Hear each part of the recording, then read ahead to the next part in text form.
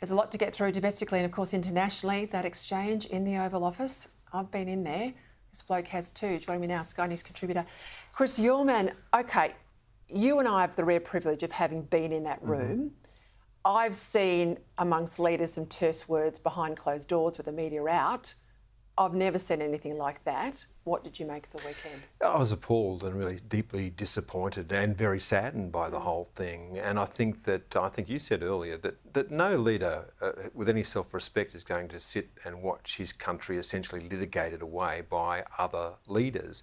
I thought it was actually J.D. Vance who was spoiling for a fight in there. I thought that Trump initially was, behaving reasonably well, and then it was Vance and Zelensky that began to arc up, and it was really over the nature of what had happened in the history of the relationship or the war between Ukraine and Russia. And there's not a shadow of a doubt that Russia invaded Ukraine. I've been to Ukraine and I've seen the Russian tanks by the side of the road 15 kilometres from Kyiv, so I don't think I have any doubt at all over who started this fight. And the fight started in 2014.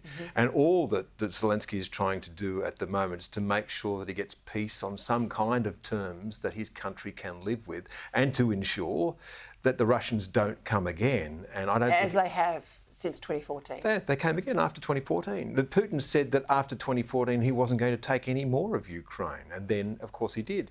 And I can tell you around the region now, in countries around Ukraine, they're tooling up. They are concerned about what happens next as the United States, it would appear, withdraws from Europe. Now, you were saying before too, this whole peace deal is not going to work unless the United States backs it up. So I think we're living in some very interesting times, and the kind of settlement that Ukraine gets from Russia may be the kind of settlement that the rest of the world gets from places like China. I think the hard thing is the unpredictability of the diplomatic space with Donald Trump. Now, in part, that will work to the United States' favour. I mean, he's got outcomes out of the weekend of this London summit. He's got the Brits to say they'll do more. He's got the French to say they'll do more. I make the point they still require the US guarantees. I think, Vance is playing to an American crowd very much.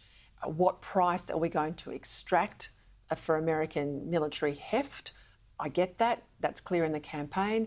This straddles two administrations. There were claims in the room at the Oval Office that Zelensky had been too close to the Biden administration, that he was out there campaigning for the Democrats. So there's a lot of bad blood there.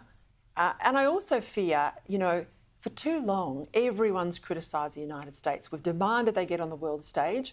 We've demanded them be the policeman for the democratic West, and that it doesn't matter what they do, Afghanistan, Iraq, the world comes down on them, the elites do at least, like a ton of bricks. So they're weary of the world's fights. But now's not the time for them to pull back, and that's the worry. Yeah, look, I understand a lot of what Trump is saying, and I've got some sympathy for it, by the way. The Europeans have been free-riding for nearly 80 years. As we have. Yeah, absolutely we have. And we've just actually underlined that in the course of the last week. We are unable to follow 3 Chinese ships in circumnavigating Australia. That's what we proved in the course of the last week, and that is terrifying. And when the United States realises that we're just as bad as Europe, we may well get the same treatment as Europe is getting from the United States. So I do understand that.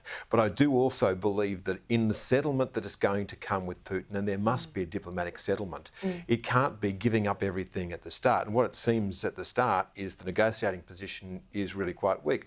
That there's going to be no idea that Ukraine might be in NATO. Now, I don't think that was ever on the cards, but you wouldn't give it up before you started the negotiation. Yeah. Your point on China is so real. That's why they are doing what they are doing, to see what our capacity is. And we've just showed them we have no capacity. We've got 25 ships left in our Navy, and this is by the way, over a long run of time. Yes. You can blame both major parties for this, but I also, by the way, blame the brass and the bureaucracy that advises governments. You do often wonder what's going on in... Yeah, I said that, I think on Thursday, there was a reckoning for down the hill. Yeah. The suburb of Russell, which is all infiltrated with defence institutions, they are where the reckoning must be. And one of the things I really do want to see from the next administration, no matter what stripe it might have, is a reckoning with the administrative state, because I don't think that we get a lot for the money that we spend. We have the highest paid bureaucrats in the world, and would you say that we are getting world-class service from them? My answer would be no. Now, I don't imagine that the Labor Party is ever going to do that, but I do think that there is time for a government, an incoming coalition government, to take a long, hard look at the way the bureaucracy works in Australia, and I wouldn't mind seeing someone shake that up or shake it to its foundations. You might have your Can I suggest Mike Pizzullo would be a good person to run Prime Minister? Well, that too, but right now, as we speak, we've got Coalition Senator, frontbench minister, on her feet, about to announce something pretty big in relation to the public service, and I'm going to cross to that in a moment. Watch this space. What did you make the Prime Minister going out there and saying, well, we were told by the Chinese, we were warned? He's not on oath, but the Defence Chief is. Admiral Johnson says, well, that's not the case. And he basically contradicted the Prime Minister. Well, when was the last time that we had a non-allied country having a live fire exercise off the coast of the east coast of Australia? As far as I can tell, it was 1942 when mini submarines attacked Sydney Harbour. So that is a highly unusual circumstance for Australia.